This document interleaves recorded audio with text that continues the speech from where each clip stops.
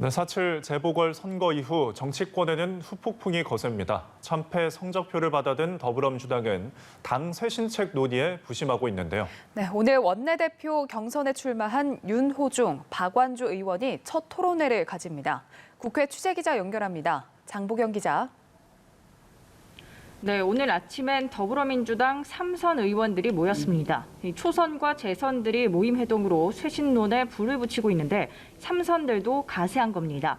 3시간가량의 회의 끝에 윤관석 의원은 준엄한 민심에 철저한 반성과 성찰, 뼈 깎는 혁신을 다짐하고 앞장서는 것으로 의견을 정리했다고 말했는데요. 아울러 부동산 정책, 2030 표신 등의 이 내용들을 새롭게 출범하게 될 지도부와 민생과 개혁 위에 혼신의 힘을 다하겠다고 밝혔습니다. 민주당은 재보궐선거의 패인을 분석하는 과정에서 조국 사태와 검찰개혁 방식 등에 관한 이견이 나오고 있는데요. 현 상황은 오늘 오후 열리는 원내대표 후보자 토론회와도 무관치 않을 것으로 보입니다. 새 원내대표 경선에는 윤호중 의원과 박완주 의원이 나섰는데 쇄신론이 분출하고 있는 당내 상황에 대한 입장 위주로 토론회가 흘러갈 가능성이 있습니다.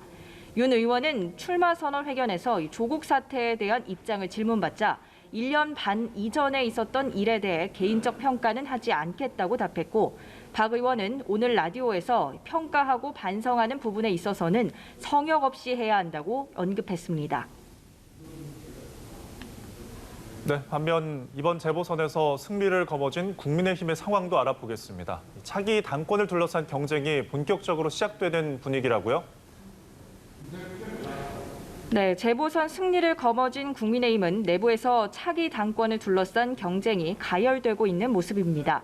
당 지지세가 상승했고 제1야당으로서의 정치적 역할을 잘 뒷받침해둘 당대표 찾기에 부심하는 모습인데요.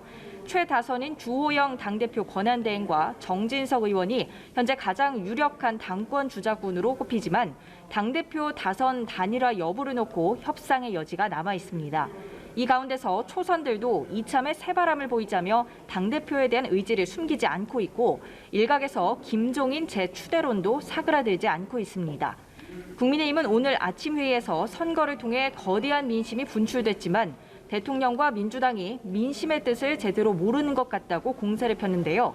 인적 쇄신도 필요하지만 앞서 필요한 건 민심을 겸허히 받아들이는 국정기조 전환이라고 밝혔습니다. 이런 가운데 국민의힘과 국민의당 간의 합당 성사 여부도 관심입니다. 주호영 국민의힘 당대표 권한대행은 금요일 의총에서 합당 문제에 대한 의원들의 의견이 정리될 수 있을 것으로 본다면서 그 이후에 자신의 거취도 표명하겠다고 밝혔습니다. 안철수 국민의당 대표는 다음 주까지 당원들의 뜻을 묻는 과정을 진행할 계획이라는 입장을 밝혔습니다. 지금까지 국회에서 전해드렸습니다.